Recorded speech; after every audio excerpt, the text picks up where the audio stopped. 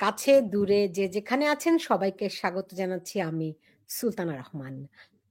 শিরোনাম দেখে বুঝতে পারছেন যে একটা যুদ্ধ শুরু হয়েছে শিবির এবং এনসিপির মধ্যে। যুদ্ধটি হচ্ছে যে জুলাই আন্দোলনে কার কৃতিত্ব বেশি ছিল, এনসিপির নাকি শিবিরের? কিন্তু আমরা তো দেখি যে শিবির এবং এনসিপি তারা ভাই ভাই। এখন কি কারণে তারা এই মানে যুদ্ধ করছে? কে কত বেশি ক্রেডিট নেবে সেই নিয়ে তাদের বাহাস চলছে। এক ধরনের প্রকাশ্য যুদ্ধ শুরু হয়েছে। আমরা আল জাজিরার যেই সংবাদটি দেখেছিলাম, আমরা একটা প্রতিবেদন এখানে করেছি। সেখানে আমরা খুব স্পষ্ট করে দেখেছিলাম যে শিবির কেমন করে অপ্রকাশ্যে থেকে এই আন্দোলনে নেতৃত্ব দিয়েছে এবং সেই বিষয়টি উঠে আসার পর থেকে এখন নাহিদ ইসলাম আজকে আবার ফেসবুকে একটি স্ট্যাটাস দিয়েছেন। তার বিপরীতে আবার আল জাজিরার সাংবাদিক, কোট আনকোট, আল জাজিরার সাংবাদিকরা নীতিগতভাবে যে সমস্ত কাজগুলো করতে পারে না সেগুলো তিনি করছেন।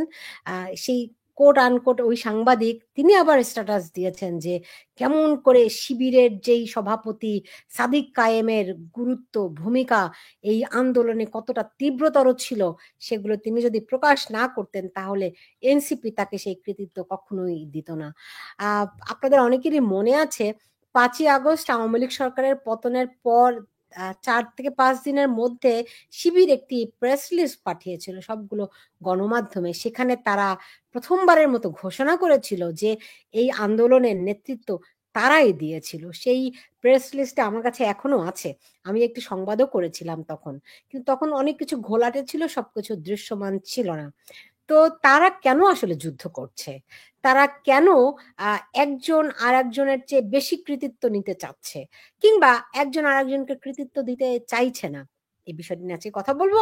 আমার সঙ্গে আজকে অতিথি হিসেবে রয়েছেন লেখক, সাংবাদিক, মানবাধিকার কর্মী পুলক ঘটক এবং রয়েছেন অনলাইন অ্যাক্টিভিস্ট, খুবই জনপ্রিয় ব্লগার আসাদ নূর। আপনাদের দুজনকে স্বাগত জানাচ্ছি।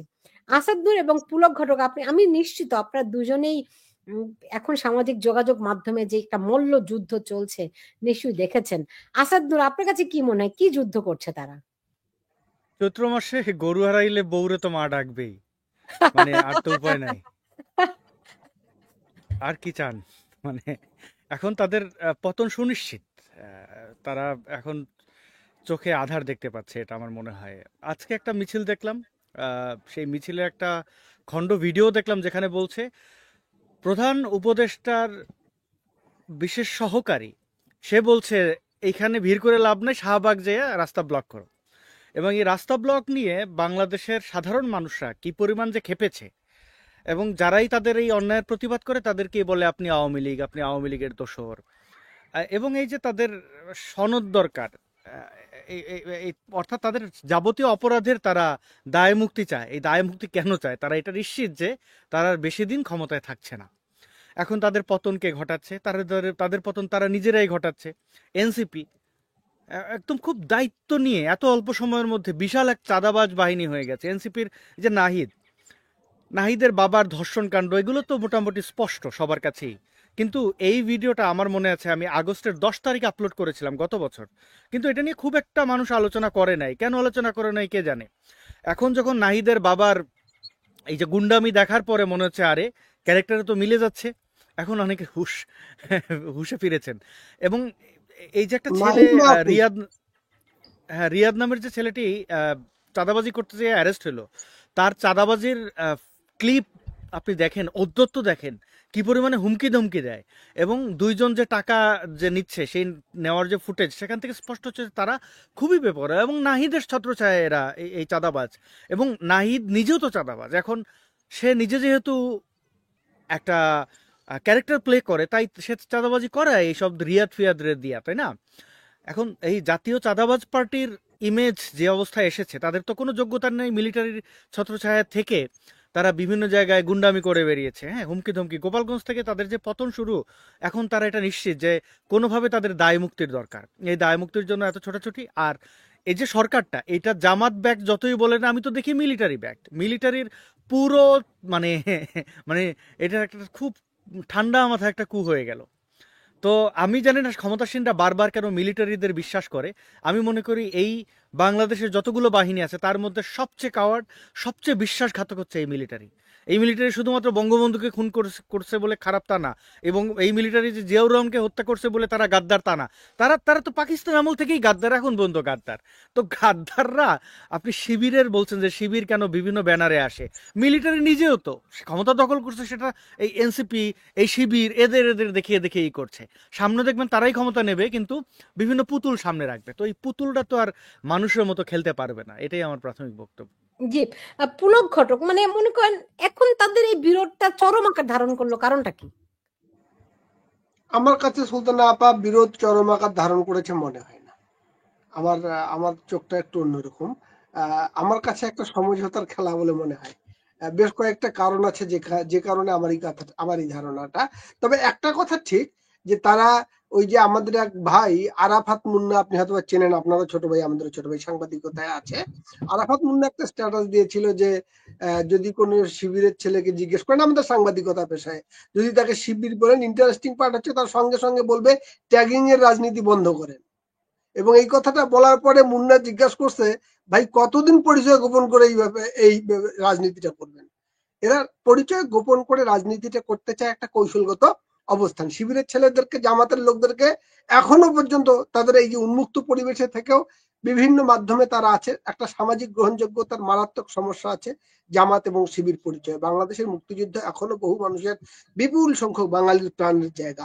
মুক্তিযুদ্ধ বিরোধী দল তো, ওখান থেকে নিজেদেরকে একটু আলাদা করা এবং স্বতন্ত্র পরিচয় দেওয়া। এরা যে দলটা গঠন করেছে, ওই যে এবি পার্টির নেতা, এবি পার্টি তো জামাতের একটা আর এক নামে তারা এবি পার্টিতে গঠন করেছিল। এদের এনসিপিটা এবি পার্টির একটা অংশ এসছে। আর ওই ইয়ার যে শক্তি দই, তারপরে ছাত্র শক্তি, তারপরে নাগরিক শক্তি, এটা ব্র্যান্ড হচ্ছে ডক্টর ইউনূসের সামাজিক ব্যবসার ব্র্যান্ড। উনি শক্তি দই করেছিলেন সব, উনি ওনার নামগুলোর সঙ্গে শক্তি পাবেন আপনি না, ওনার যে পার্টি সেটাও নাগরিক শক্তি, এরা যে ছাত্র শক্তি সেটাও। তো পরিপূর্ণভাবে যদি সরাসরি শিবিরের সঙ্গে বা জামাতের ব্র্যান্ডে যদি কাজ করতে দেওয়া অসুবিধা হতো। এ কথাটা 1 বছর আগেই জামাত তাদের অবস্থানটা পরিষ্কার করেছে, একাধিকবার বলছে। এই পর্যায়ে এসে কেন বলছে? একটা হচ্ছে যে কয়েকটা জায়গায় মনে হয় তারা সমঝোতা করতে চাচ্ছে, আমার মনে হয়েছে। একটা হচ্ছে যে বিএনপি কে একটা জায়গা, আপনারা মনে করতে পারেন যে বিএনপি কে সমালোচনা করেছে, না, পুরো ক্রেডিটটা মানে উনি সমালোচনার ছলে পুরো ক্রেডিটটা বিএনপির হাতে তুলে দিয়েছে। আমরা তো রাজনৈতিক কি বলছেন না, জাতীয় ঐক্যমত্যে সরকার চেয়েছিলাম, এই উপদেষ্টারা তো সব তারেক রহমানের, এটা শুধু শিবির একা করে নাই, এটা বুঝাতে যাচ্ছে, এটা আপনারাও করেছেন।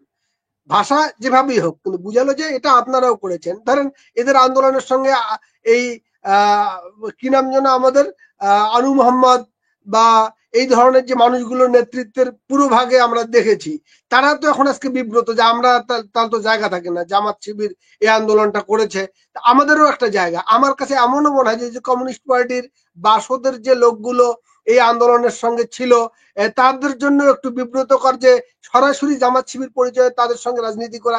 আমার কাছে এমনও মনে হয় যে এই যে 62 মতো রাজনৈতিক দলগুলোর কিছু লোক হয়তো বা এদের এই এনসিপিতে জয়েনও করতে পারে, তাদের জন্য একটা স্পেস দেওয়া, যে না আমরা আসলে সরাসরি শিবির না। ওই যে আরাফাত মুন্নার যে স্ট্যাটাসটা, যে তারা এখনো পরিচয় গোপন করেই রাজনীতিটা করতে চায়, এটা হচ্ছে একটা দিক, রাজনৈতিক কৌশলগত অবস্থান।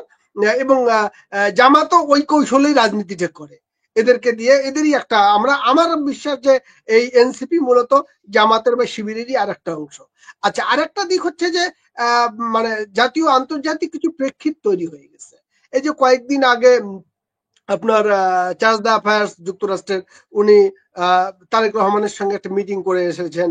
আবার ইয়ার সঙ্গে বৈঠকের পরে নিশ্চয়ই এমন কোনো বার্তা দিয়েছেন ইউনূসের সঙ্গে বৈঠকের পরে, যে এরা খুব জোরালো ভাবে জঙ্গিবাদের বিরুদ্ধে একটা এই সরকারের পক্ষ থেকে স্টেটমেন্ট দেওয়া হলো যে জঙ্গিবাদকে বরদাস্ত করবে না। কিন্তু ইন্টারেস্টিং ব্যাপারটা হচ্ছে হয়তোবা ওইটা সান্ত্বনা দেওয়ারও জায়গা, যে এই জঙ্গি বা ইসলামী উগ্র মৌলবাদ, তার সঙ্গে আমরা না, আমরা একটা মডারেট এই পরিচয়টাকে আপহোল্ড করার একটা চেষ্টা হতে পারে। আবার ধরেন যে যারা বলতেছে আমরা জঙ্গিবাদ বরদাস্ত করি না, ঠিক ওই 2 দিনের মধ্যেই আবার একেবারে পুরোদস্তুর জঙ্গি হামলাটা সরকারি ছত্রছায়ায় ঘটালো গঙ্গাচড়ায়, রংপুরের গঙ্গাচড়ায় হিন্দু গ্রামগুলোতে হাজার হাজার মানুষকে নিয়ে হামলাটা করেছে। একটা সুস্পষ্ট জঙ্গি, মানে আপনি বলবেন যে বোমা মারেনি জন্য জঙ্গি না, হামলাটা তো একই নেচার, একই আদর্শ, একই আইডিওলজি। তো জি এই জায়গাগুলো চলবে, কিন্তু পরিচয় স্বাতন্ত্র্যটা বজায় রাখতে হবে। আমার ধারণা একটা পরিচয় স্বাতন্ত্র্য রাজনীতির একটা ওয়াইড স্পেস তৈরি করার জন্য কথাগুলো বলছে তারা। আসাদ নূর, এতে করে এই ওয়াইড স্পেস পেলে পরে এনসিপির কি কি লাভ আছে? আমি মনে করি না ওরা ওই জায়গায় আছে। আহ, তাদের মিটিং মিছিলগুলোর অবস্থা দেখেন, কোথাও কেউ নাই, হ্যাঁ। এবং তারা ধাওয়া খাওয়া একের পর একটা ধাওয়া অনেকগুলোই খেয়েছে। এখন সমস্যা হচ্ছে যে তাদের নিয়ে মাতামাতির কারণটা হচ্ছে তারা যেহেতু কিংস পার্টি, তাদের ইউনূস সাহেবের ওই যে পুলক বললেন যে তার সবকিছুতে শক্তি থাকে, মানে নামে শক্তি থাকে, কামে কোনো শক্তি নেই। এবং সে নিজেও যে একটা চূড়ান্ত ব্যর্থ। আপনি মনে করেন তো এ যাবৎ যতজন অন্তর্বর্তী সরকার বলেন, যে কোনো চক্রান্তকারী সরকারই বলেন, কেউ এর মতো ব্যর্থ ছিল? সেই লোকটা কত বড় চিপায় পড়লে পরে মুখ বন্ধ করে ফেলেছে। এর আগে বিভিন্ন নাটক করেছে, যেমন নাহিদকে দিয়ে বলেছে আমি আর থাকবো না, চলে যাব। আহ, তো তারপর তো আমরা দেখলাম যে সে তো বিশ্ব বেহায়া। এখন তাদের জামাত শিবির ছাড়া এনসিপির তো কোনো ক্ষমতা নাই। এখন এনসিপির ক্ষমতা তো নাই, এরপরে চাঁদাবাজি কেলেঙ্কারি। আমি মনে করি না যে তারা আসলে কোনো কৌশলের আশ্রয় নিচ্ছে। কৌশলের আশ্রয়ের অংশ হিসেবে কিন্তু নিজের দলের খুব মানে কেন্দ্রীয় নেতাকে চাঁদাবাজিতে ধরা পড়াইয়া এইভাবে 5 জন ধরা পড়া, এটা কোনোভাবেই কৌশল হবে না। এরা আসলে বিব্রত, তারা শত্রু মিত্র বুঝতে পারছে না। জামাত শিবিরকে বন্ধু ভেবেছে, কিন্তু তারা অনেক জায়গায়, জামাত শিবির তো কখনোই কারোর বন্ধু হয় না। মানে গাদ্দার, দালাল, রাজাকার, এরা কখনো কারোর বন্ধু হয় বলেন? এদের কাছে কারোর মা বোন বলে কিছু আছে? প্রতিবেশী বোনকে যদি মিলিটারির ক্যাম্পে দিয়ে আসে, তাহলে সে তার তার মা বোনদেরকে দেবে না কেন? এই যে জামাত শিবিরকে নিয়ে ইয়ে আছে সচিবালয়ের সামনে তাদের স্ত্রীদের, মানে এটা শব্দটার ব্যবহার করলাম না, যাই হোক, এরা তো এই দল।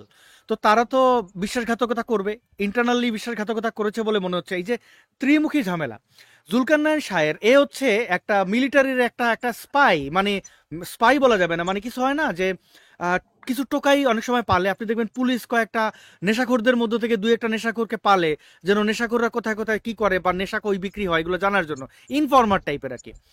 জুলকারনাইন শাহের হচ্ছে যে এই এনসিপির যে পোলাপানগুলো দেখেন, এদের মতো বড় একটা গাদ্দার। আমি আমার ব্যক্তিগত একটা অভিজ্ঞতা আছে তার সাথে। একটা সময় আমার সাথে খুব ভালো বন্ধুত্ব, যোগাযোগ। ওমা কোন একটা জায়গায় সে কিছু একটা মাতলামি করছিল, মানে খুবই অসভ্য ছাঁচড়ার মতো কিছু একটা লিখছিল। আমি সেখানে মানে একটা কমেন্ট করেছি, সে তেলে বেগুনে জ্বলে উঠে আমার ফোন নাম্বারটা সে পাবলিকলি ফাঁস করে দিয়েছে। মানে একটা কত বড় সন্ত্রাসী হলে, আমি তখন ইন্ডিয়া থাকি, আমার ইন্ডিয়ান ফোন নাম্বারটা পাবলিকলি দিয়ে বলছে যে আমি ইন্ডিয়া থাকি, মানে আমাকে যেন কোনো জিহাদি মেরে ফেলে।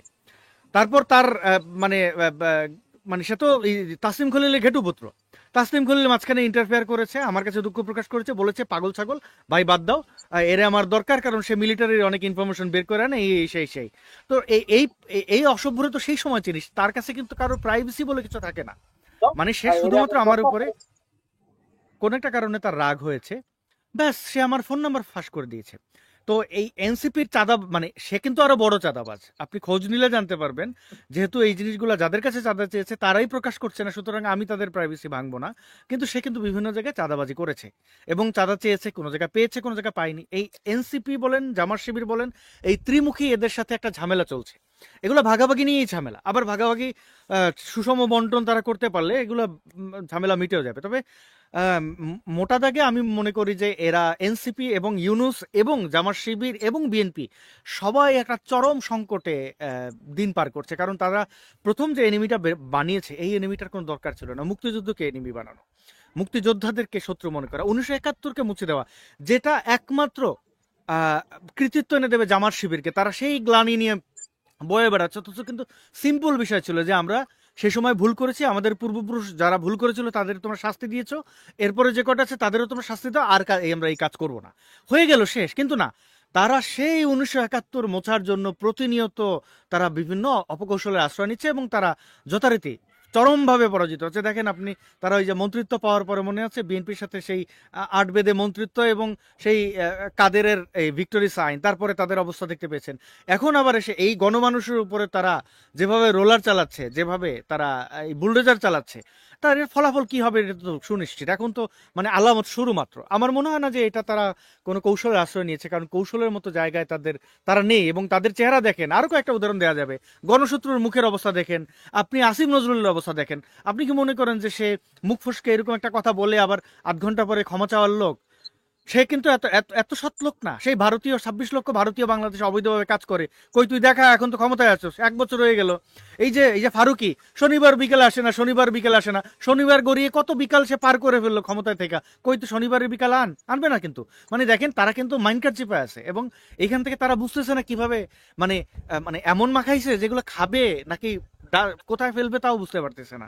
পুরো একটা গন্ডগোল অবস্থা তারা আছে। এখন আমার মনে হয় মুক্তিযুদ্ধের পক্ষের শক্তিরা এখন এটা হচ্ছে যে চরম সম্ভাবনা যে এদের এখনই পাড়া দিয়ে ধরতে হবে, নইলে এরা কিন্তু ওই গৃহযুদ্ধের কথা বলে বা যাই বলে এরা কিন্তু গণহত্যা চালাবে, এতে আমার সন্দেহ নাই। তারপর নিশ্চয়ই ভবিষ্যতে দেখতে তো পাবো।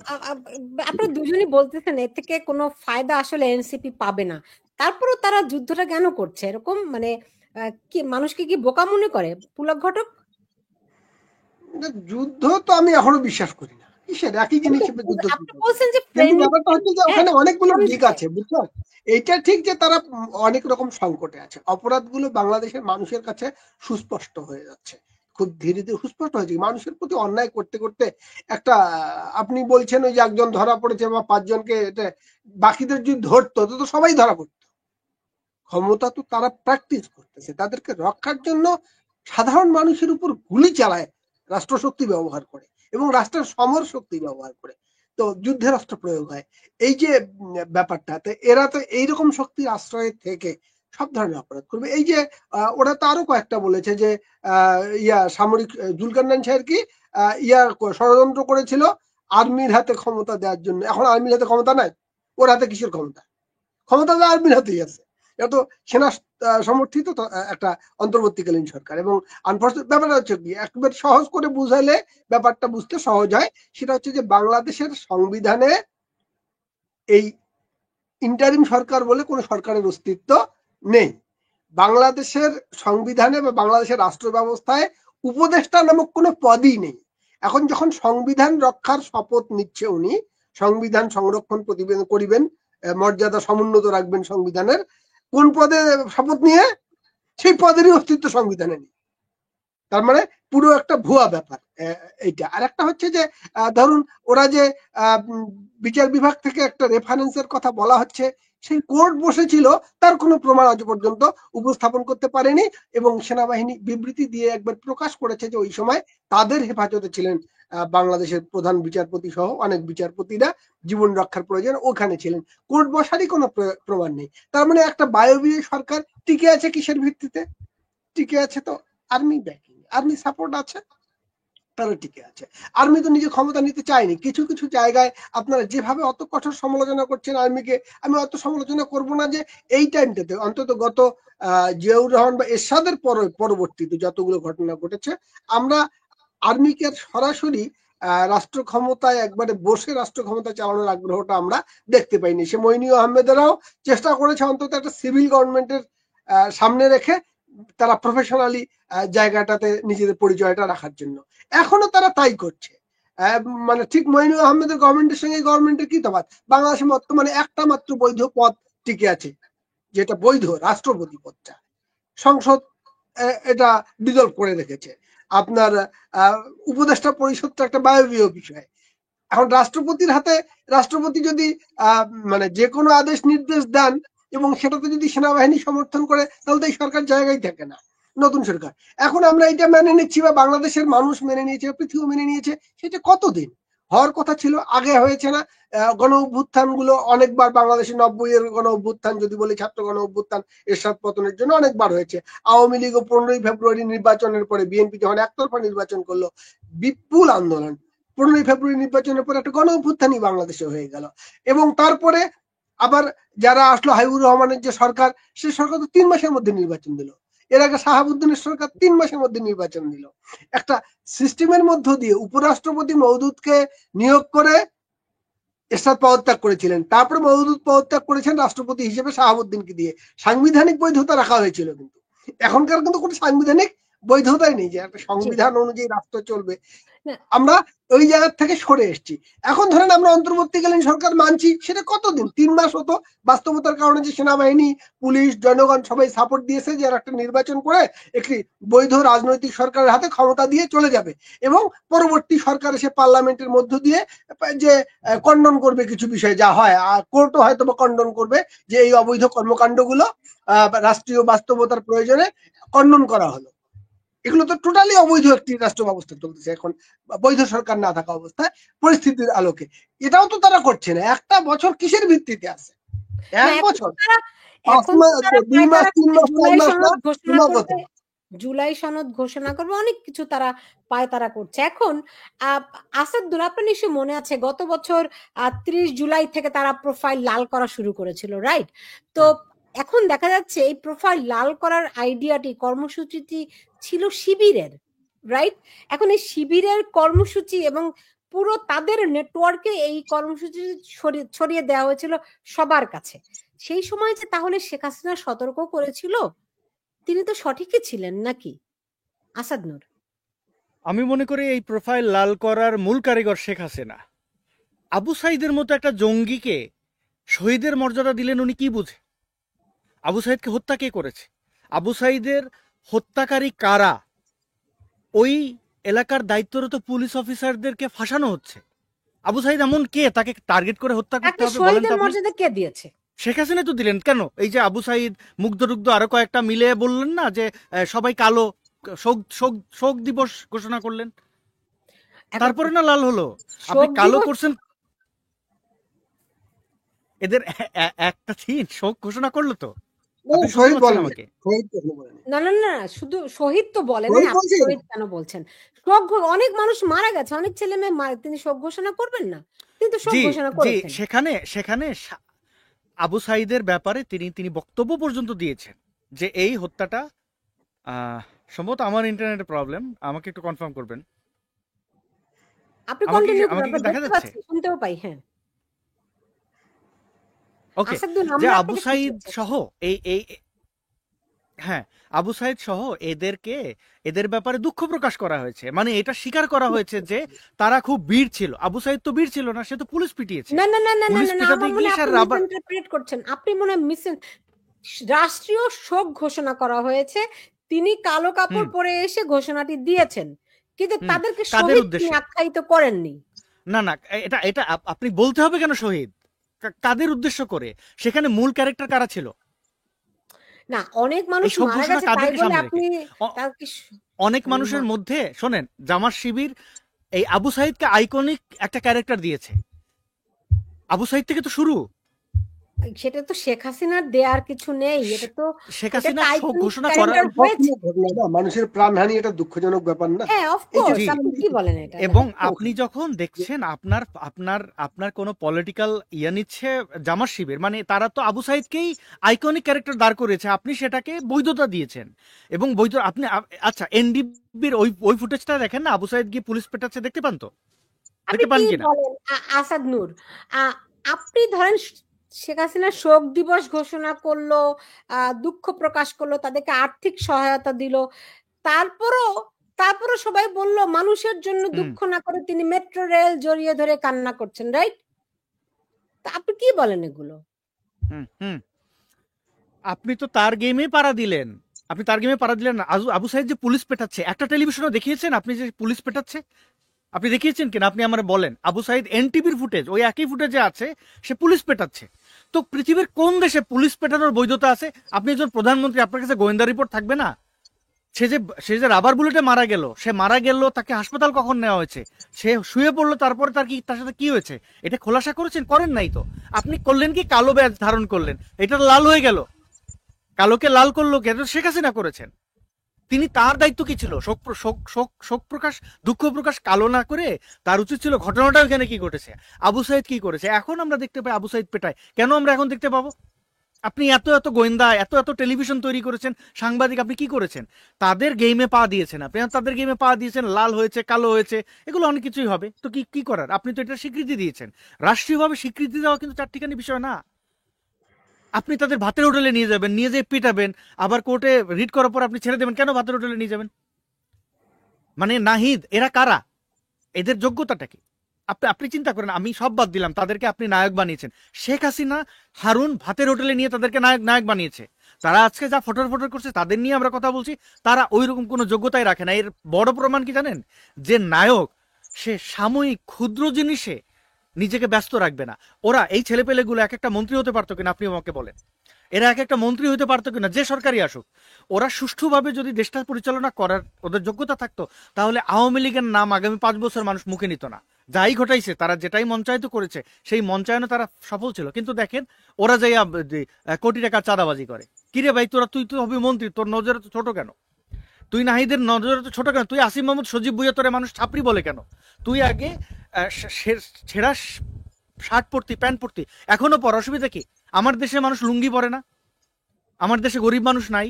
আছে তো। তাহলে তো তুই তুই এই 10,000 টাকার নিচের কোনো টি শার্ট পরস না, তুই ছাপড়িগিরি করস করস কেন? মানে ওরা কিন্তু সামলাইতে পারে না। দেখেন আপনি আসিফের বাপ আর নাহিদের বাপরে দেখেন, কারোর ভুঁড়ি বড় থাকতেই পারে, কিন্তু ভুঁড়ি উঁচা উঁচা করে করে সে তারা এরকম এরকম করে পেঙ্গুইনের মতো। আরে তুই, তোর বাপ এখানে তোর রোল কি?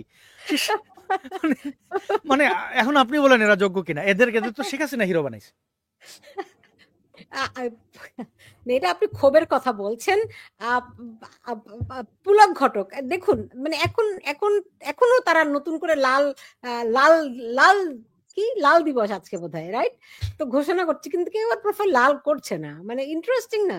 মানে এটা যে শিবিরের কর্মসূচি, এবং শিবির তার নেটওয়ার্কে পুরোটা ছড়িয়ে দিল, এবং সব মানুষ প্রোফাইল লাল করলো। এখন যারা যারা প্রোফাইল লাল করেছিল, তারাও তো শিবিরের ফাঁদে পা দিয়ে দিল, তারাও তো নিজেদের গায়ে শিবিরের গন্ধ মাখলো। ওই সময়ের ঘটনাবলী একটা আসলে ইম্পার্শিয়াল ইনভেস্টিগেশনের ব্যাপার রয়ে গেছে, এবং ইতিহাস যে প্রতি মুহূর্তে মুহূর্তে বদলায়, এই যে আপনি তো নাহিদের স্ট্যাটাসটা থেকেই বুঝতে পারতেছেন যে তারা তাদের নিজেদের অবস্থানকে 1 বছরের ব্যবধান। এই জন্য না, আর একটা কথা মনে পড়ি, জাস্ট এডিশনাল কথা একটা বলি। আজ থেকে 1000, 1500 বা 2500 বছর আগের যে গল্পগুলো নিয়ে আমরা আমাদের জীবনবোধ রচনা করেছি, ধর্মীয় বিশ্বাস বলুন বা যা কিছু বলুন, সেই ইতিহাসের অথেন্টিসিটি আসলে আমাদের কতটুকু? এই যে 1 বছর আগের ব্যাপার মানুষ বদলানো শুরু করেছে, নিজেদের মতো করে ন্যারেটিভ তৈরি করছে, বিভিন্ন বিশ্লেষণ দাঁড় করাচ্ছে, আমি করিনি ও করেছে, ও করেনি আমি করেছি। এবং কোন যুগে এসে আমরা করতেছি এগুলো? দেখেন, যখন ইন্টারনেটের যুগে সবকিছু ওপেন দেখা যাচ্ছে, ভিডিও আছে, এত কিছুর পরেও তথ্য গোপন এবং তথ্যের ভিতর বাহির নিয়ে কতই না রহস্য। আমি ওই জন্য আমার মাঝে মধ্যে মনে হয় যে এই যে 2500, 5000 বছর আগের যে বিশ্বাস বা যে যেগুলোকে আমরা বাস্তব সত্য বা ইতিহাস হিসেবেও মনে করে, বা 1000, 1500 বছর আগের বা জিসাস খ্রাইস্টের আমলের যে ঘটনাবলী, এগুলো নিয়ে পৃথিবীর যুগে যুগে মানে অন্যান্য দেশে খুব চ্যালেঞ্জ হচ্ছে। যারা প্রোফাইল লাল করেছে, এখন আচ্ছা, আমি তারা আসছি যে তারা ব্যবহৃত হয়েছে, শিবির তাদেরকে অনেক মানুষকে আমি চিনি যারা কিন্তু শিবিরকে দারুণ ভাবে অপছন্দ করে। হ্যাঁ, তো তারা প্রোফাইল লাল করেছে। এখন যখন তারা জানছে এটা ছিল শিবিরের কর্মসূচি, তারা কি ভাবছে? তাদের দিকে শিবির ব্যবহার করেছে, রাইট? না না, তা তো বটেই। শিবিরের কর্মসূচি শিবির যখন করেছে, এখন মুখ রক্ষার জন্য এরা অনেকে অনেক কথাই বলতেছে। আপনার নানা রকমের লোক যোগ দিয়েছে না। আমি যেমন ধরেন আনু মোহাম্মদের কথা, বা শামিমা লুৎফা, বা কি নাম যেন, ওই যে জার্নালিজমের আমাদের মানে শিক্ষক নেটওয়ার্কের কথা বলেন। আচ্ছা, এনারা যখন এনাদের জায়গাটা আমি যখন জিজ্ঞেস করে একবারে সরাসরি যে আপনি সরকারে নেই কেন, এটা তো একটা প্রশ্ন। যে আমরা তো নেতৃত্বের পুরো ভাগে আপনাকে দেখলাম, আপনারা কোথায় হারায় গেলেন? এখন এদেরও মুখ রক্ষার একটা তো জায়গা আগে। সুতরাং তারা মুখে বলতেছে না, তারাও একটা পর্যায়ে জানে, বা ওই সময় তারাও যে জানেন না সবাই তাও না, অনেকের রিলেশনশিপও ছিল, কিন্তু পরিচয়টাকে তারা ওই জায়গায় নিজেদের নিয়ে যেতে চায় না। এখনো পর্যন্ত কমন পিপল তো পুরোপুরি বুঝেছে তারা প্রতারিত। আমি তো ধরুন আমার মতো মানুষ তো একদিনের জন্য অবস্থান পরিবর্তন করেনি, কিন্তু আমার চারদিকের যে বন্ধু বান্ধব যাদের সঙ্গে মিশি, এদের অনেকেই নানা রকম মানবিক কারণে এবং বোধের জায়গায় গরমিল থাকায় ওই সময় যুক্ত হয়েছিল। ওই মানুষগুলো তো আমার ওখানে নেই আর। কিন্তু পুলক ঘটক সাধারণ মানুষ কিন্তু বুঝতে পেরেছে। কিন্তু আপনি যাদের নামগুলো বললেন, তারা কি বুঝতে পারছেন নাকি তারা আসলেই এই শিবিরেরই লোক? না না, শিবিরের লোক না তারা, কিন্তু শিবিরের সঙ্গে মৈত্রীকে তারা অপরাধ ভাবে না, তারা ওই লাইনটা মেনটেন করে। ধরেন সমাজতন্ত্রের কথাও বলবে, আবার ইসলামের কথাও বলবে, এরকম আর কি ব্যাপার। গণতন্ত্রের কথাও বলবে, আবার আপনি বলেন তো যে খেলাফত এবং গণতন্ত্র একসঙ্গে যায়। এই যে লোকগুলো, মানে প্রতারণার বহুমাত্রিকতা আছে। একটা কথা খুব পরিষ্কার, ওয়েস্টার্ন ডেমোক্রেসি এটি এ কনসেপ্ট, এটি একটি রাষ্ট্র পরিচালনার একটি ধারণা, যেখানে নাগরিকের যে অধিকারের বিভিন্ন অ্যাঙ্গেল আছে, আইনগত ভিত্তি আছে, তার সঙ্গে ইসলামিক খেলাফতের কোনো মিল নেই। আচ্ছা, এই মানুষগুলোই জানে যে আমরা খেলাফত প্রতিষ্ঠা করতে চাই। যে লোকগুলো ইসলামী বিপুল জনগোষ্ঠী, এটা তো সংখ্যায় কম না, অনেক বড় জনগোষ্ঠী, তারা গণতন্ত্রের লড়াই করে, গণতন্ত্র চায়, ভোটের কথা বলতেছে। এখন দেখেন আর ভোটের কথা বলছে না, আরো অনেকদিন থাকলেও তাদের আবার খেলাফতের কথা বলে। মানুষের স্ববিরোধিতা প্রচুর।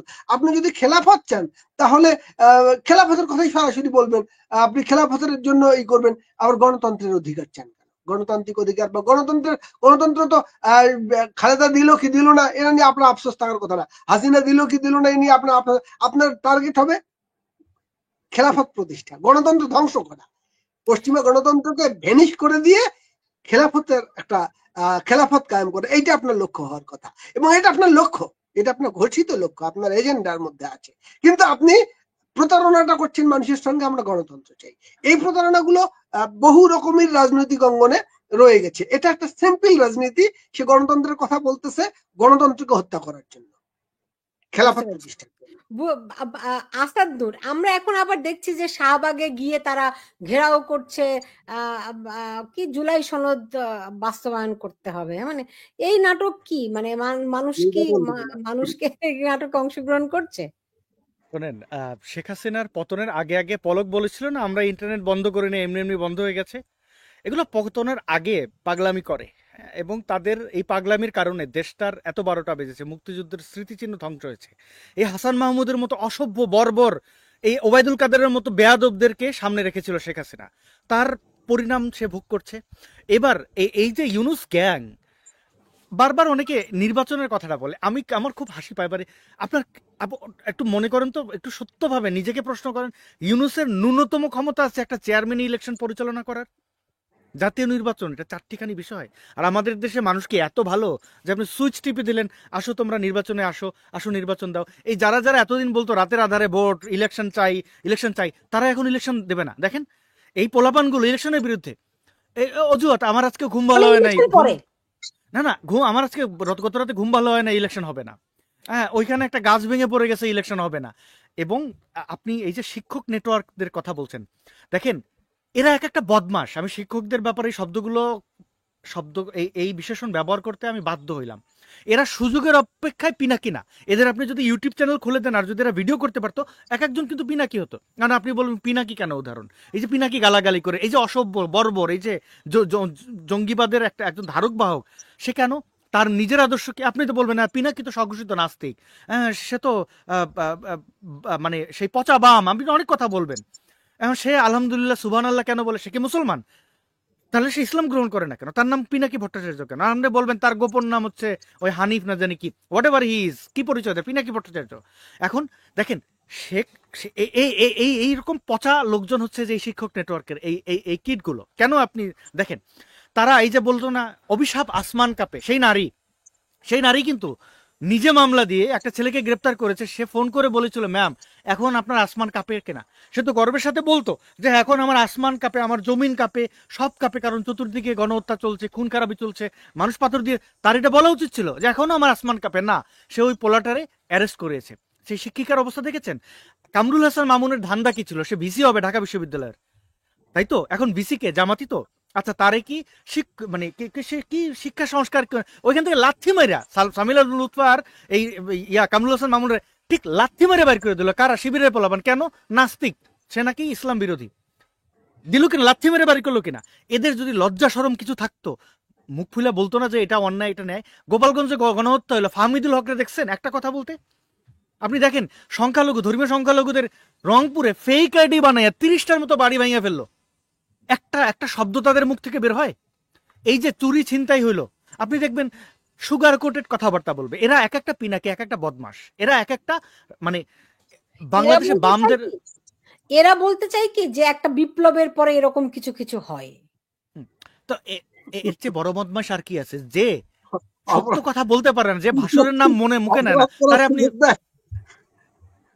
জি বিপ্লব পুলক কি অপরাধ করার সুযোগ দেয়? বিপ্লব উন্নততর কালচারের পথে নিয়ে যাওয়ার কথা। না আবার বিপ্লব কি আরেকটা বলে এই যে ডাকাতি? শোনেন, পুলিশ বাংলাদেশের ডাকাতি করে ক্ষমতা দখল করেছি ফ্যাসিস্টের কিন্তু দোসর ডাকাতি না হবে এগুলো তা তো না। ঘটাচ্ছে। বিপ্লব ডাকাতি না, বিপ্লব ডাকাতি করে ক্ষমতা দখল করা না এবং তারপর ডাকাতি শুরু করে না। এগুলো হচ্ছে মানে বিদ্রোহ বা রাষ্ট্রদ্রোহ বলা যায়। কিন্তু আবার আবার বিপ্লবকে বলে তুমি বিপ্লব ফ্যাসিস্টের দোসররা এগুলো ঘটাচ্ছে। দেখেন, সারা বাংলাদেশের শিক্ষকদের ধরে ধরে পেটানো হয়েছে। এই শিক্ষকগুলোর মুখ থেকে একটা মানে আহ, মানে হ্যাঁ, তারাই দালালি করছে বলে তাদের ধরে পেটাচ্ছে না, ভালো মানুষকেই তো পিটিয়েছে। কিন্তু এর চেয়ে তো ভালো ছিল এই এই সন্ত্রাসী ইসলামিস্টদের কাছ থেকে পিটানি খাওয়ার। ওইটা গৌরবের ছিল। ওইটা গৌরবের ছিল একজন শিক্ষক সৎ কথা বলে জুতার মালা গলায় নেবেন। এটার জন্য আমরা আমরা মানে সাধারণ যারা মানুষ তারা কিন্তু তাদেরকে ফিল করতো। এদের তো মানে রাজাকারদের চেয়ে ওটা একটা খারাপ। আপনি দেখেন তাদের ভূমিকাটা কোথায়। বাংলাদেশে বামদের অবস্থা তো খারাপ কেন জানেন? এই যে মেঘমল্লার বসুর মতো এই যে মানে তাদের বুড়ো বামরা যেরকম পচেছে, এই গুড়া বামরা তারা যে জামাত শিবিরের সাথে মিটিং করে। আপনি দেখেন সে জামাতের টোনে কথা বলে, সকালে বিপ্লব বিকালে খিলাফত। এখন এইটা হচ্ছে যে হারে মজ্জায় এক একটা ফরাদ মজারের মতো বদমাশ বসে আছে। কারণ আপনি ওষুধ কোথায় দেবেন? এখন আবার আবার আপনি বলবেন যে তাহলে সৎ মানুষ কোথায়? সৎ মানুষদের মেরুদণ্ড শেখ হাসিনা খুব দায়িত্ব নিয়ে ভেঙেছেন। আপনি দেখেন শেখ হাসিনার সময় নির্যাতিত মানুষগুলা এক একটা আপনি দেখবেন সবাই কোনো না কোনো সততার কারণে নির্যাতিত হয়েছেন, অথবা তারা পদচ্যুত হয়ে মানে যত দালাল যত বদমাইশ আপনি দেখেন, এখন আপনি বলেন এই বেইমানি করেছে ও বেইমানি করেছে, একদম ওয়াকার পর্যন্ত যাবেন। এই বেইমানদের পদায়ন করেছে কে? তেলবাজির মাধ্যমে করেছেন। আজকে আপনি এই যে লুঙ্গির তলায় শিবির, এই যে কাইয়ুম কি যেন নাম শিবিরের, ও ছাত্রলীগ করতো। আপনি সাদ্দামরে প্রশ্ন করেন, ও বলবেন না কোনো শিবির ছিল না। সার্জিস আওয়ামী লীগ করেছে। আপনি জিজ্ঞেস করেন, সে বলবেন না আওয়ামী লীগের ছায়াতলে কেউ ছিল না। আরে ভাই বল, আমি টাকা খাইছি, আমি পদগুলো বিক্রি করছি, আমার ছোট ভাই যারা তাদের এরকম ভাগ করে দিছিলাম কোন কোন এলাকায় কি কি পদ বিক্রি করবি, কার কাছে হোস্টেল। এরা টয়লেট পর্যন্ত বিক্রি করে খাইছে, এখন এরা স্বীকার করবে না। এই স্বীকার করে না বইলে আওয়ামী লীগের কারণে আজকে মুক্তিযুদ্ধের এই অবস্থা। আর এই বাম এই বদমাশগুলোর কারণে আমাদের আসলে বুদ্ধিবৃত্তিক জায়গায় কোনো কোনো উন্নতি ঘটে না। আমাদের মতো এই যে শিক্ষকদের এখন আমি কিট বলতে হয়, বদমাশ বলতে হয়, কি বলবো আপনি বলেন সুলতান আপা? আমি তাদেরকে কি বলবো? তাদের একটা ভূমিকা আমারে বলেন যে কারণে তাদের আমি প্রণাম করি, তাদের আমি লম্বা একটা সালাম দেই, বলেন তো। কি পুলক ঘটকের কাছে? পুলক ঘটক তো ঘনিষ্ঠ তাদের অনেক, বলুন না। কোন বিষয়ে বলবো বলেন? ওই যে একটা ভালো এরা কাজের ভালো কথা মানুষ বলুন তো। যাতে করে আসাদুর একটা সালাম দিতে পারে। আচ্ছা, এরা ভালো মানুষ তো, এতে কোনো সন্দেহ নাই। আচ্ছা, একটা কথা হচ্ছে কি, বাংলাদেশের মুক্তিযুদ্ধের যে মূলধারার সঙ্গে এই মানুষগুলোর আসলে নিবিড় সম্পৃক্ততা ছিল। যদি অতীত ইতিহাসটা বলেন, আমরা একটা বিকৃতির সময় দেখতে পাচ্ছি। আপনার এই যে এখানে মনীষিংদের মতো মানে মহান মানুষরা জন্ম নিয়েছে, টঙ্ক আন্দোলনের মতো আন্দোলন, মানে ইতিহাস যদি বলেন, এরা তো ইতিহাস রচনা করেছে এবং এরা মুক্তিযুদ্ধ করেছে এবং মুক্তিযুদ্ধের নেতৃত্ব দিয়েছে এরা। আওয়ামী লীগের সঙ্গে এরা সবাই ছিল।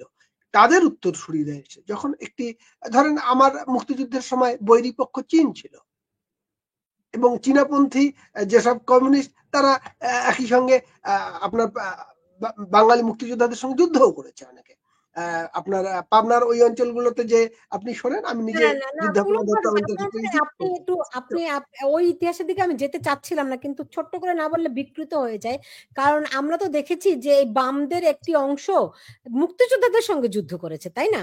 এখন ওই হ্যাঁ, প্রসঙ্গে আপনি করেছে না ওই যান, ওই ব্যাপারটা। ওইটাতে আবার আপনি আবার না যান। মূলধারার সবাই তো মুক্তিযুদ্ধের পক্ষে ছিল, না, না, একেবারেই না, সঙ্গে না, ছিল, না, না, আপনার মুক্তিযুদ্ধ করেছে। চীনারা মুক্তিযোদ্ধাদের বিপক্ষে যুদ্ধ করেছে। তা তো করেছে, চীনা সেটা তো আমি বামরা। বললাম। হ্যাঁ, হ্যাঁ, চায়না ফলে বামরা আপনি ওই করেছে না আলোচনায় না যান। আমরা বরং পুরোটাই বর্তমান সত্যি। প্রসঙ্গে থাকি। আপনি দেখুন সেনাবাহিনী আজকে একটা ব্রিফিং করে বলেছে গোপালগঞ্জে তাদেরকে গুলি চালাতে হয়েছে প্রাণ নাশ ঠেকাতে। তো যে ৫ জনের জীবন গেছে তাদের প্রাণ না। আর এনসিপির যারা এপিসিতে করে পালিয়ে এসেছে তাদের জীবন। আসাদ নূর? দেখেন, আমি গোপালগঞ্জ এই সম্পর্কে আমি একটু কথা বলি। আপনাকে আমি একটা, তারপরে আসাদ নূরের কাছে যান। সেটা হচ্ছে যে আমি দুটো ঘটনা প্যারালাল উপস্থাপন করব সেটুকু বোঝার জন্যই। এনসিপি কে আমি মাইনরিটি ধরি, যে একটি মাইনরিটি, তাদেরকে রক্ষা করা সেনাবাহিনীর দায়িত্ব হয়ে গিয়েছিল। পলিটিক্যাল মাইনরিটি, খুব কঠিন ও অবস্থায় রিয়েলি? ছিল। তাহলে আমি যে আচ্ছা, চিটাগাং এ হিন্দু সম্প্রদায়ের লোকদেরকে দেখলাম মানে চিটাগাং সেনাবাহিনী না, আমি মারছে। গঙ্গাচড়ারটা কথা বলতে চাচ্ছি। এই যে ও আপনি গঙ্গাচড়ার আপনি ঘটনাটা, কোন জায়গায় বলবেন সেনাবাহিনী তাদেরকে নির্যাতন করছে? তো আপনি আচ্ছা এনসিপি মাইনরিটি আর অন্যরা আচ্ছা মাইনরিটি না। না, আমি সেটা আমার কথাটা একটু শোনার চেষ্টা করেন। সেটা হচ্ছে যে ঠিক গঙ্গাচড়াতেও মাইনরিটির উপর হামলা হচ্ছিল এবং 2 দিন যাবত হামলা হয়েছে। 26 তারিখ প্রথম হামলা করেছে 500-600 মাইকে, মসজিদের মাইকে ঘোষণা দিয়ে, এবং সেনাবাহিনী পুলিশ টহল দিয়েছে, সাথে ছিল। দ্বিতীয় দিন এসে আবার 27 তারিখ নতুন করে 5-7 হাজার লোক পাশের ইয়ে থেকে, এবং তখনও সেনাবাহিনী এবং উপস্থিত ছিল। এই যে মাইনরিটির প্রতি প্রোটেকশনের জায়গাটা শুধু দেখেন, যে এনসিপি মাইনরিটিকে রক্ষার জন্য আহ গোপালগঞ্জে সেনাবাহিনী এবং পুলিশের ভূমিকাটা, এবং হিন্দু মাইনরিটিকে রক্ষার জন্য ভূমিকাটা কিরকম, আমি এইটুকু শুধু বলার জন্য বলছি। যে পাশাপাশি 2 মাইনরিটিকে আমি পার করাই দিলাম। একটা মাইনরিটি, প্রাণের মাইনরিটি, তাকে গোপালগঞ্জে রক্ষার জন্য অনেকগুলো প্রাণ নিল, এবং মানে যে দৃশ্য আমরা দেখেছি এটা ভয়াবহ। আর এই যে গোপালগঞ্জে যে মাইনরিটির উপর যখন হামলা হলো, সেখানেও সেনাবাহিনী ছিল, পুলিশ ছিল, এবং যারা হামলাকারী তারা মোটামুটি সফলভাবে তাদের দায়িত্ব পালন করে নিরাপদে চলে গেছে। একটা গুলি শুনেন, বর্ষণও এতদিন হয়নি, আমরা জানতাম কারো কি কোনো ক্ষতি যে হয়নি। সেনাবাহিনীর এদের এদের আল্লাহ মানে মানে মাফ করে দিয়েন, তবু কথাটা আমি বলি যে তাদের বুদ্ধি নাকি থাকে হাঁটুতে, রাইট? কিন্তু এখন এদের বুদ্ধি কই আছে আপনারা একটু বলেন তো দেখি। যে তারা বলতেছে যে কি বলে আওয়ামী লীগ এবং ছাত্রলীগ নেতাকর্মীদেরকে প্রশিক্ষণ দিচ্ছে, এরকম একজন মেজরকে তারা আটক করেছে, রাইট? বসুন্ধরা কনভেনশন সেন্টার ভাড়া করে সেখানে প্রশিক্ষণ দেওয়া হচ্ছিল। বাংলাদেশে কি এরকম বাস্তবতা আছে? হাঁটুতে বুদ্ধি না থাকলে কি এই কথা বলে? না, তারা বুদ্ধি তাদের আছে, আমি বিশ্বাস করি না। বুদ্ধি আছে, কেন করতেছে সেগুলোর মিনিং আলাদা। এটা বুদ্ধি শুদ্ধি করেই কাজগুলো করে এগুলো। আসাদ নূর, কি বলেন আপনি? তাহলে তাহলে তো ভারতের মিলিটারি প্রধানকে অ্যারেস্ট করে নিয়ে আসুক বাংলাদেশের মিলিটারিরা, কারণ ভারতে যে আওয়ামী লীগের যারা আছে তাদের যে ট্রেনিং দিচ্ছে না তার গ্যারান্টি কি? দেখেন, শেখ হাসিনা থেকে আমি দুটো জিনিস শিখেছি। বয়স হয়ে গেলে আমি কথা বলবো না, অ্যাক্টিভিস্ট আমি আর থাকবো না, কারণ তাদের প্রচুর ফাউল কথা বলবো, কথা কম বলা উচিত। উনি এই সম্প্রতি গোপালগঞ্জ নিয়ে একটা ভালো কথা বলেছেন। ওনার উচিত এরকম স্পেসিফিক দুই একটা কথায় থাকা, বঙ্গবন্ধুর ভাষণগুলো দেখা। আমিও মাঝে মাঝে বঙ্গবন্ধুর ভাষণ শুনি এখনো, কিভাবে কথা বলতে হয় শিখি ওনার কাছ থেকে। উনি বলেছেন যে কই চিটাগঙ্গে তো এনসিপির ওদের পিটাইলো তো বিএনপির লোকজন, সেখানে তো মিলিটারি যে গণহত্যা চালাইলো না, তাহলে গোপালগঞ্জে গণহত্যা চালাইলো কেন? এটা একটা খুব ভ্যালিড প্রশ্ন। একই জিনিস, একই এনসিপির গুন্ডাদের দুই জায়গায় ধাওয়া দিল। আরেকটা কথা হচ্ছে, গোপালগঞ্জে ওরা এপিসিতে ওঠার সুযোগ পাইতো না যদি গোপালগঞ্জের মানুষ ওদের মেরে ফেলতে যেত। এটা আমি দায়িত্ব নিয়ে বলে দিই। গোপালগঞ্জ ওইটা কিন্তু আসলে সাধারণ অন্য জেলার মতো না। ওইখানে মানুষজন ওই বল্লম নিয়ে টোটাল যুদ্ধ করে না, আর যখন জড়াইয়া যায় তখন নারী, পুরুষ, শিশু, বৃদ্ধ সবাই অংশগ্রহণ করে। আপনি তাদের লাশ ফেলে দেওয়া ছাড়া আপনি পারবেন না। যদি এটা দেখতে চান, গোপালগঞ্জের ধরেন দুই গ্রামের মারামারি দেখেন, মারামারি দেখবেন কতটা ইউনিক। এবং মারামারি পরে আগে যে মামলা করে না, মাথা ফাইটে গেছে দুটা মামলা, ওরকম করে না। এই মারামারির অন্য শৈল্পিক পর্যায়ের মারামারি। তো ওদেরকে দেখেন আপনি, গোপালগঞ্জে ওই এনসিপির চেয়ারগুলো ভাঙা দেখেন, কয়েক সেকেন্ডের ভেতরে দেখবেন উঠে চেয়ার সব শেষ। তো তাদের ওই পালাই যেতে সুযোগ দিত না। ওরা ওদেরও চেয়ারও ভাঙতো না। ওরা যদি ওখানে মুজিববাদের কবর দিতে আসে, গোপালগঞ্জে বসে মুজিববাদের কবর দেবে। এর আগে কয়েকদিন উস্কানি দিয়ে গেছে কিন্তু, যে ওরা বঙ্গবন্ধুর সমাধিস্থল ভাঙবে। তো গোপালগঞ্জের মানুষ তো এটা সহ্য করবে না। ওইটা মূল ব্যাপার। বঙ্গবন্ধুর কবর যখন ভাঙতে চেয়েছে, তখন তারা তাদের জীবন দিয়ে লড়াই করবে, এটাই ন্যাচারাল ছিল। হ্যাঁ, কারণ একবার এই যে মুজিববাদের কবরের চেয়েও ভয়াবহ ব্যাপার ছিল যে তারা 32 নম্বরে নজির স্থাপন করেছে, এরপরে বঙ্গবন্ধুর কবরের দিকে, এবং প্রোগ্রামের নাম দিয়েছে মার্চ টু গোপালগঞ্জ। এইটাই ছিল, এই ইঙ্গিতটাই তাদের কাছে যথেষ্ট ছিল, এবং valid ground for them to resist. এইটাকে প্রতিহত করার জন্য একটি ভ্যালিড গ্রাউন্ড তৈরি করে দিয়েছে ঘটনাটা। আমি মনে করি তাদের মৃত্যুও তাদের গর্বের। আমার মতো মানুষও যদি বঙ্গবন্ধুর কবরে কেউ এইভাবে হামলা করার অভিযান চালাতে চায়, আমি সেখানে প্রতিরোধ করার জন্য নিজের জীবনটা উৎসর্গ করা একটা ধন্য কাজই মনে করি। সুতরাং that is a valid ground. তারা অপরাধ করতে যাচ্ছিল, বিষয়টা ওখানে আটকে নাই তো। আপনি এই জন্য গোপালগঞ্জকে আবার ধন্যবাদ দিতে হবে তাদের পলিসি দেখলে। যদি এইটাই গোপালগঞ্জবাসী ধরে নিত, তাহলে গোপালগঞ্জে ঢুকতে দিত না। এদেরকে গোপালগঞ্জে ঢোকার আগে গাড়িতে লাঠি পেটা হইতো, অনেক কিছু হইতো। আপনি দেখছেন কোথাও তাদের গাড়ি বহরে কোনো একটা ইট কেউ মারছে? ওরা কিন্তু গেছে, সমাবেশ করেছে। গোপালগঞ্জের মানুষ, আমার ধারণা, আমি অনেকের সাথে কথা বলেছি, তাদের বক্তব্য ছিল ওরা এসে সমাবেশ করে চলে যাক। কিন্তু যেই ওখানে মুজিববাদের কবর বলেছে তখনই ভাঙচুর শুরু। এর আগ পর্যন্ত কিন্তু ওদের আশ্রয় দিয়েছে। আপনি দেখেন ওরা ওরা নিজেরাও কিন্তু অভিযোগ করতে পারেন না, যা আমরা গোপালগঞ্জে ঢুকতে বাধার সম্মুখীন হয়েছে। না, তোমরা আসো গোপালগঞ্জে। তো যেই মুজিববাদ বলেছে, কারণ আমি শিওর যে ওদের আগমন ওরা এবং ওরাই যে গোপালগঞ্জ বঙ্গবন্ধু সমাধিস্থল ভাঙবে না, এই পলিটিক্যাল নলেজ গোপালগঞ্জের মানুষের ছিল। ওরা যেটা করছিল, ওরা একটা একটা একটা গ্রাউন্ড ইয়ে করছিল, মানে সয়েল টেস্টের মতো, যে আমরা একটু যাব, তারপরে আমাদের ওই ইনকেলাব মঞ্চ যাবে, এরকম জায়গায় ভাঙবে। কিন্তু ওইখানে যে এই যে শিক্ষাটা এপিসিতে করে পালাইছে, আর জীবনে গোপালগঞ্জের নাম ওরা নেবে না। এখন এইটা একটা একটা যদি গোপালগঞ্জের মানুষ ভাবতো যে ওরা ভেঙেই ফেলবে, ওদের ওইরকম ওরা বেহুদা যে এটা জানতো, গোপালীরা জানতো বলে ওদের অ্যাটাকটা করে নাই। আমি আমি এটা আমি নিশ্চিত যে ওরা ওদের অ্যাটাক করে নাই। যেই মুজিববাদের কবর, তখন আর আর ই করে না, যে এটা তো ওরা এখান থেকে শুরু করবে, তারপরে হয়তো ওই সমাধিস্থলের দিকে যাবে, বা পরে ওদের টিম পাঠাবে। উস্কানি ওরা দিয়েছে, ধোলাইটা ওরা খেত। যদি গোপালগঞ্জের মানুষ খারাপ হইতো বা রাজনৈতিক অসচেতন হইতো, তাহলে ওদের একটারও লাশ থাকতো না। তো তাতে কি হইতো? ইউনুস হিরো হইতো। এই ছাগলের 3 নম্বর বাচ্চা এরা এরা এরা এই যে নাহিদ সার্জিস বলেন, এরা সব কটাই, নাহলে এরা তো অসত না, সঠিকভাবে অসত হইতে পারে না। দেখেন চুরি বাটপারি করে, ওর বাপে 3টা পরিবারে খেদাইয়ে দেয়। ওই যে একটু আগে পেঙ্গুইনের উদাহরণ দিলাম, এই ওর বাপরে প্রথম উচিত ছিল ওর বাপরে বাইন্দা রাখা। মানে যে তুমি তুমি আমার ইজ্জত নষ্ট করবা, মানে এগুলো। আবার দেখেন ওদের ওদের দলের একজন নারী নেত্রীকে বলে। আমি শেষের দিকে পুলক ঘটক, আপনি মানবাধিকার কর্মী, মানবাধিকার নিয়ে অনেক কাজও করেছেন। আপনি দেখেন যে এমএসএফ এর একটি প্রতিবেদনে জুলাইয়ে মব তৈরি করে 16 জনকে পিটিয়ে হত্যা করা এবং 51 জনের লাশ উদ্ধারের তথ্য দেওয়া হয়েছে। আপনি জানেন যে এই পরিস্থিতি থামবে কবে? না, এটা হচ্ছে যে চূড়ান্ত নৈরাজ্য চলতেছে। তো একটা কোনটা সরকার না, এই অপরাধ যারা করছে তাদেরকে প্রধানমন্ত্রী প্রেস সেক্রেটারি যখন বলে যে এটা প্রেশার গ্রুপ, তার মানে তার বৈধতা দিচ্ছে এদের অপকর্মের। এই প্রেশার গ্রুপ মানুষকে ধরে নিয়ে, একজন সাবেক প্রধান নির্বাচন কমিশনার, তাকে ধরে নিয়ে প্রকাশ্যে তারা পুলিশের সঙ্গে ওরা অ্যাকশনে যুক্ত হচ্ছে।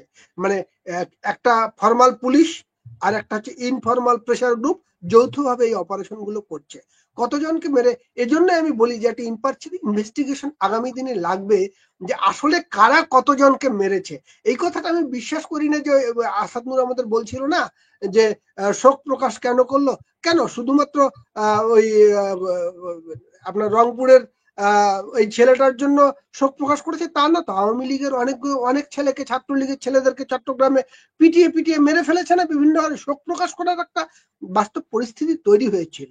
মানে আসলে কারা বেশি মেরেছে কারা কম মেরেছে এটাই এখনো আমরা নির্ধারণ করে উঠতে পারিনি এই গত জুলাই আগস্টে যা ঘটেছে। এবং জুলাই আগস্টের পরে একচেটিয়া ভাবে এরা মারছে, প্রচুর মানুষের প্রাণহানি ঘটছে। ওই যে এক জায়গায় আমি একটু আগে বললাম যে হিন্দু মাইনরিটি, ধর্মীয় মাইনরিটি, তাদের রক্ষার জন্য যখন পুলিশ অ্যাকশনে থাকে বা আর্মি অ্যাকশনে থাকে, এই আর্মি আছে, সেখানে যারা আক্রমণকারী তাদের একটা চুলো বাঁকা হয় না। আবার গোপালগঞ্জে যখন দেখতেছি মাইনরিটি পলিটিক্যাল পার্টি এনসিপি ক্ষমতাসীন, আচ্ছা, এদেরকে রক্ষার জন্য মানুষের প্রাণহানিও ঘটায় দিচ্ছে। এই যে বাস্তবতা, এখানে কত মানুষ আমরা আরো এর পরে ভিকটিম হবো আমরা জানি না, আমি নিজে বাঁচবো কিনা আমি জানি না। এই বাস্তবতায় আমরা যারা সাহস করে কথা বলি। জি, যে আসাদ নূর, আপনার কাছে শেষ প্রশ্ন, যে দেখুন মির্জা ফখরুল ইসলাম আলমগীর আজকে বলেছেন যে ঐক্যবদ্ধ যদি না থাকে তাহলে আবার একটা 1-11 মতো পরিস্থিতি হতে পারে, এরকম সম্ভাবনা আছে কিনা? আবার জাতীয় সরকার নিয়ে আপনারা দেখছিলেন যে নাহিদ ইসলামরা কথাবার্তা বলছে, বিষয়টি কি হতে যাচ্ছে? আমি এই জায়গায় একটু টেনে নেই আসাদ নূর, 111 শব্দটার কথাটাই আমার প্রশ্ন, কিন্তু আবারও 111 হতে পারে, হোয়াট ইজ ইট? 111 কি হয়েছে? সেনা সমর্থিত তত্ত্বাবধায়ক সরকার এসেছে, এই তো। এখন যারা আছে এরা কারা? এটা সেনা সমর্থিত একটা অন্তর্বর্তী সরকার কিনা? এইটা কি? মানে নতুন করে 111 এর প্রশ্নটা কেন আসে, এই জায়গাটা আমার কাছে খুব ক্লিয়ার না। এরা এই কথাটা দিয়ে আসলে বুঝাতে চায় কি এরা কোন সিভিল গভর্নমেন্ট বা এদের কোনো বৈধ গভর্নমেন্ট? আপনাকে বুঝে নিতে হবে যে আপনারা শুধু শিবিরের দোষ দেন, তারা ছুপা। ফখরুল ইসলামও তো বলতে পারছে না, একটু ঝেড়ে কাশতে হবে যে ক্ষমতাটা আমাদের একটু তাড়াতাড়ি দিলে ভালো হয় না ভাই, অনেকদিন ক্ষমতার বাইরে, একটু দেন না ভাই, এই যে এই ঝামেলা দেরি না করে একটু দিয়ে দেন না ভাই। এটা হচ্ছে ওনাদের বক্তব্য, এই কারণে ওনার বক্তব্য। আর হচ্ছে ফখরুল সাহেবকে কেন বলেন ওনাদের যে মিলিটারি পাহারায়, আচ্ছা, ওনাদের নেতা তারেক রহমান কেন বিদেশে? উনি দেশে এসে জনগণকে মোবিলাইজ করে উনি ক্ষমতা নেবেন না, উনি রাষ্ট্র ক্ষমতা যাবেন না, নির্বাচন আদায় করবেন না, উনি নিজে কেন বিদেশে? এটাই তো ক্লিয়ার। কিন্তু সেই দিনে 1 বছর আগে সেই দিনই তো উনি আসে যে হাসিনা খারাপ ছিল, হাসিনা নিপীড়নকারী ছিল। আপনার লোক এরাই যে এই যে আজকে এই ভদ্রলোক নাহিদ বলল যে সব উপদেষ্টা নাকি উনি অথেন্টিসিটি দিয়েছে, বৈধ মানে লিখে দিয়েছে যে এই কয়েকটা চলবে, ওনার কাছে পুলকদা সনদ নিয়ে এই উপদেষ্টা হয়েছে। সেই অনেক লোকটা দেশের বাইরে উনি কেন পলাতক? শেখ হাসিনা পুলক পলাতক আমি বুঝলাম। ব্যাপারটা পুলকদা হচ্ছে যে ওদের ইনহেরেন্ট উইকনেসটা মারাত্মক। এখন অনেক বুড়োরাও কিন্তু বিছানায় প্রস্রাব করে ভূতের ভয়। এখন আপনি এটা সমাধান কেমনে করবেন? কারণ সে কেমনে দেশে আসে নাই, তার এই ভয়ের সমাধান আপনি আমি কেমনে করবো? এটা তারে করতে হবে। মানে একটা বায়বীয় ভয়, যেটা যে ভয় তারা করছে। এখন সে কি আসলেই 21 আগস্ট গ্রেনেড হামলা বায়বীয় করেছে? ভয় না, তার ধনিক ভয় আছে। না, সে সে সে কি বাংলাদেশের রাজনীতিকে বিশ্বাস করতে পারতেছে না, যে কেন রাজনীতি সে পারে রেখে গেছে। কেন পারছে না কেন 21 পারছে না? সে সে নিজেকে কি সে নিজেকে সে কি 21 হত্যা আগস্ট করেছিল? 10টা সে কি অস্ত্র মামলা, এটা সে বিশ্বাস করতে পারতেছে না এখনো। আচ্ছা, মানে তাহলে সেটা 21 আগস্ট করেছিল, তার সাথে এরকম না, কেউ না, করে না, যেতে আমি পারে? আমি আমি কয়েকটা জায়গা বন্ধ থেকে করতে হবে। শুনেছি তারেক রহমান নিরাপদ বোধ করছেন না দেখে দেশে আসছেন কেন না। কেন মানে এই রাজনীতিকে মুহূর্তে আর কি অনিরাপদ কে কালকে কি হবে করেছেন? কিছু জানি না। এটাকে সে ভয় পাচ্ছে। বাংলাদেশের জনগণকে আহ, একটু স্টাডি করা আছে এদের। কিন্তু জি। পুলকদা, যদি বাংলাদেশের 21 রাজনীতিতে আগস্টের বিচারটা রিয়েলি আবারও হয়, এখনো মামলাটা দিয়ে রেখেছে, আপিল করে রেখেছে। 10টা অস্ত্র মামলা, এই কয়েকটা জায়গায় যে খুব কঠিন ব্যাপার, এটাতে উনি দণ্ডপ্রাপ্ত অলরেডি। ওই এবং যেভাবে এই বিচার বিভাগ দিয়ে খালাস করে নিয়েছে, আমার ধারণা উনি খুব একেবারে খুব ভালো একটা জায়গায় নিশ্চিত অবস্থা না হওয়া পর্যন্ত উনি আসার সাহস পাচ্ছেন না। নইলে তো জি, ওনার ফিল্ড এখন ছিল আওয়ামী লীগ বিতাড়িত, আমি বাংলাদেশের জনগণকে মোবিলাইজ করে, কিন্তু উনি সেই ভরসাটা জনগণের উপর রাখতে পারলেন না। জি। বুঝতে বাংলাদেশের পেরেছি। গণমানুষের উপরে গণহত্যা চালিয়েছিল জামাত এই রাজাকারী মাধ্যমে, আর তারেক রহমান বাংলাদেশের রাজনীতিকার নষ্ট করেছেন। এখন সেই ভয় যদি ওনাকে তাড়া করে বেড়ে, সেটা সমাধান আমার জানা নেই। আমি শুধু দুইটা পয়েন্ট বলে দেই সুলতান আপা। আপনার মনে আছে গোপালগঞ্জে গণহত্যা চালানোর সময় উপদেষ্টা আসিফ নজরুল্লাহর আসিফ ভুইয়া, সজীব ভুইয়া ও ক্রীড়া উপদেষ্টা ও এখানে কি মনিটরিং এ এই যে গণহত্যা চালানোর নির্দেশনা দিয়েছে, তারা ওদের বিচারেই বাংলাদেশে হবে। এবং এই মিলিটারি, এই কাওয়ার্ড মিলিটারির নিরাপত্তায়, হ্যাঁ, এবং পূর্ব একদিন ধরে আগে থেকে পিনাকি ফ্রান্স থেকে ঘোষণা দিয়ে 32 ভেঙেছে, এবং মিলিটারির পুরো সমর্থনে এই কাজটা হয়েছে। ওয়াকারের বিচার হবে, এবং প্রত্যেকটা হত্যা খুনের সব ষড়যন্ত্র বাটপারির বিচার এই বাংলাদেশে হবে। এখন এটা আওয়ামী লীগ করতে পারবে কিনা সেটা আমি জানি না, কারণ তারা এখনো কাওয়ার্ড দ্বারা বেষ্টিত। আপনি দেখেন, আপনি নিজে তো ওবায়দুল কাদেরের যে প্রশ্নগুলো করেছেন সে সদুত্তর দেন। তার তো লজ্জা হইলে আগে জাতির কাছে ক্ষমা চাওয়া উচিত যে আমি এই অন্যায়গুলো করেছি। ওবায়দুল কাদের আওয়ামী লীগকে ধ্বংস করেছে। ইন্টারনাল কু নিয়ে কেউ কথা বলে না কেন শেখ হাসিনার? আপনি দেখছেন পতন 5ই আগস্ট, এর আগে ইন্টারনাল কু শেখ রেহানার সাথে, সেগুলো নিয়ে কথা হয় না? কথা সব কিছু নিয়েই হবে, কোনো কিছু গোপন থাকবে না। কিন্তু সময়ের অপেক্ষা, দেখা যাক। জি, এবং এই যে উপদেষ্টারা যাদের নিয়ে আপনি ভাবছেন ইউনুস গ্যাং, তারা যে কতটা ব্যর্থ, কতটা নির্বোধ হইলে পরে তারা গণহত্যা চালাচ্ছে এবং পুলিশ কন্ট্রোল রুমের সামনে মনিটরে সিসিটিভি বসে এই গণহত্যার নেতৃত্ব দিচ্ছে, এটা আবার সে ফেসবুকে ফুটানি মারছে, ফেসবুক করে বাঁচাবে। আর না আছে এরা ঢাকা বিশ্ববিদ্যালয়ে পড়েছে। শেখ হাসিনার এর জন্য শাস্তি হওয়া উচিত। এই ধরনের ছাত্রী বলবান কেমনে ঢাকা বিশ্ববিদ্যালয়ে ভর্তি হয়? ওই কাইউম টাইম মাদ্রাসার এই ছাত্রীগুলো, এই যে আরেকটা মাহফুজ, সে আবার মাস্টার মাইন্ড। এরা কোন যোগ্যতায় মাদ্রাসায় ইয়েতে এসেছে, ঢাকা বিশ্ববিদ্যালয়ে এসেছে? মানে এগুলো কিন্তু সিগনিফিকেন্ট। শিক্ষা সব মূল জায়গাগুলো ভেঙে ফেলেছিলেন শেখ হাসিনা, যেটার খেসারত আমরা দিচ্ছি। এটাই আমার জি। বক্তব্য। পুলক ঘটক এবং আসাদ নূর, অনেক ধন্যবাদ জানাচ্ছি। এই আলোচনার কোনো শেষ নেই, তবে যেহেতু স্বরাষ্ট্র মন্ত্রণালয় থেকে একটি জরুরি সতর্কবার্তা জারি রয়েছে 8 আগস্ট পর্যন্ত, বাংলাদেশে কিছু ঘটার একটা আশঙ্কা কিন্তু খুবই তীব্রতর হচ্ছে। আমরা জানি না কি ঘটবে, তবু আপনারা নিরাপদে থাকেন সেই প্রত্যাশা রাখছি, এবং আপনাদের দুজনকে অনেক ধন্যবাদ আমার সঙ্গে যুক্ত থাকার জন্য। দর্শক, আপনাদেরকে অনেক ধন্যবাদ জানাই। সেই সঙ্গে আপনারা যে যেখানে থাকেন অবশ্যই নিরাপদে থাকবেন, এইটুকু প্রত্যাশার সঙ্গে সঙ্গে বাংলাদেশের ঘটনা কোন দিকে যায়, দেশের নাগরিক হিসেবে আপনাদেরও কিন্তু দায়িত্ব অনেক। আপনাদেরকেও নিজেদের দায়িত্ব মতো কাজ করতে হবে, সেই ব্যাপারে সচেতন থাকতে হবে। সচেতন অনুযায়ী, মানে সচেতন থেকে আবার অ্যাক্টও করতে হবে, যে আমি সচেতন থাকলাম কিন্তু ঘরে বসে থাকলাম, বিষয়টি এরকম নয়। প্রত্যেকের একটা দায়িত্ব থাকে, নিশ্চয়ই আপনারা সেই দায়িত্বের প্রতি সচেতন থাকবেন। একটা ঘোলাটে পরিস্থিতি বাংলাদেশে চলছে, যতদিন না এই ঘোলা পরিস্থিতি কেটে একটা ধূম্রজাল পরিস্থিতি কেটে নতুন আশার আলো না আসে, ততদিন পর্যন্ত নিশ্চয়ই আপনারা ভালো থাকেন, সাবধানে থাকেন। সাবধানে থাকার কোনো বিকল্প নেই। সবাই ভালো থাকুন।